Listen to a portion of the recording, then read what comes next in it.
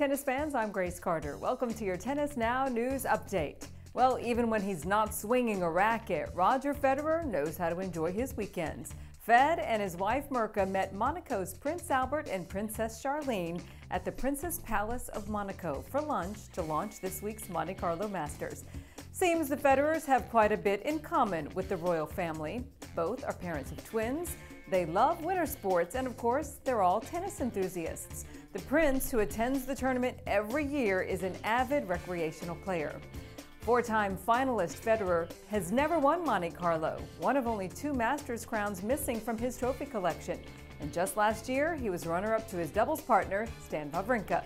Well, Federer returns to clay for the first time since he clinched Switzerland's Davis Cup championship last fall, and he could be facing the seventh-seeded Stan in the Monte Carlo quarterfinals. And I gotta say, is there a tennis tournament with more majestic views than Monte Carlo? The Mediterranean city on the Riviera is a true tennis jewel, tax haven home to a lot of the pros, and a stunning Masters launching pad for the European spring clay court season. Part-time Monte Carlo resident Grigor Dimitrov looked ready to take a leap of faith. But you know, the best views belong to the locals there. Imagine walking out on your balcony for a little breakfast and seeing a Grand Slam final practice on the court below. That's the sight some Monte Carlo residents got as Rafael Nadal practiced with Stan Wawrinka in a rematch of the 2014 Australian Open final. Even the king of clay can sometimes make a misstep on his favorite surface. The eight-time Monte Carlo champion dusted himself off, got right back to work while the fans enjoyed the action. And if seeds hold true, the top-seeded Djokovic could play number 3 seed Nadal in the semifinals.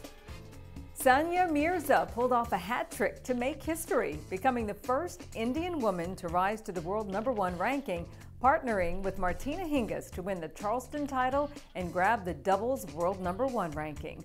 No, it's amazing. It's something that whenever we pick up a tennis racket, every child dreams of one day to become #1 at what you do in the world. Very few get there.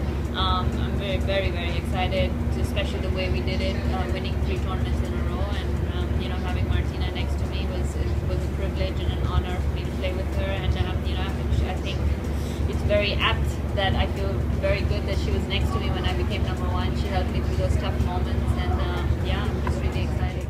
It's the 3rd straight title for the undefeated pair, who previously won Indian Wells and Miami and now own a 14-0 record together. Pretty good.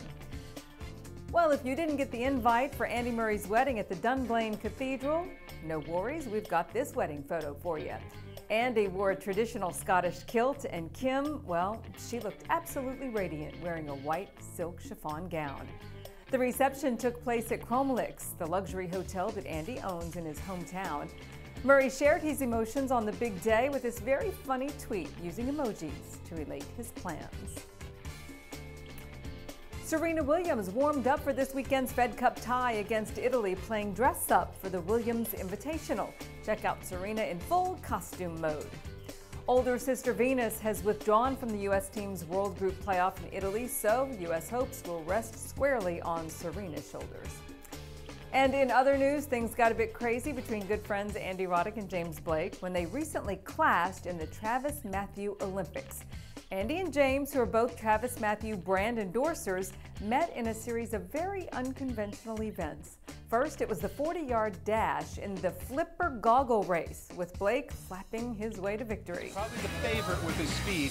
On your marks, get set, go!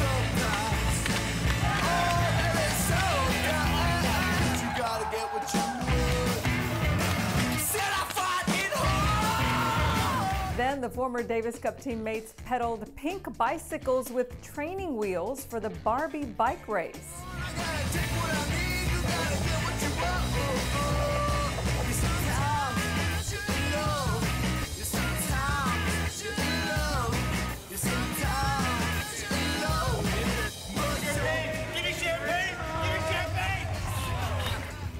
And finally, the guys did get down to some tennis, playing left-handed.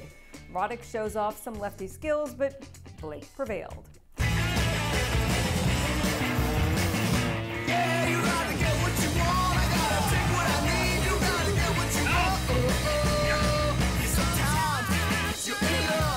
During the medal ceremony, Andy did, though, confess that he crossed the line a little bit during the bike race. Came through in the bike ride. I was surprised by that. Yeah, I cheated. I figure when you're a cyclist, that's just what you do. You know, that worked out well. Yeah. Yeah. It'll only come out like 5 years from now that you cheated, so it's fine.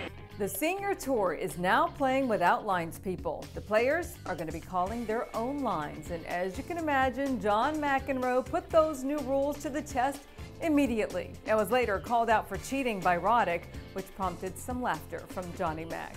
Actually call each other liars for our own calls, but I gotta be honest with you, John was he cheated a little bit last night. He did. I mean, you know, you need to cheat against younger guys. Whereas everyone just thought I was complaining. No, everyone just thought I was complaining all these years, and it turns out I was just right. So I'm happy with the experiment so far. Now for those tweeners we promised. Nick Kyrgios isn't playing in Monte Carlo this week, but the Aussie still electrified with this half-volley drop-shot tweener. Very cool. We showed you Caroline Wozniacki's match against President Obama last time. Well, meeting a world leader may only be slightly more exciting than this flying tweener Caro produced in practice, ending with a celebration shout. Let's end where we began. We're going to leave you now with some Monte Carlo magic, courtesy of Gail Monfils, where even in practice, this guy's a thrill seeker. Check out this amazing tweener.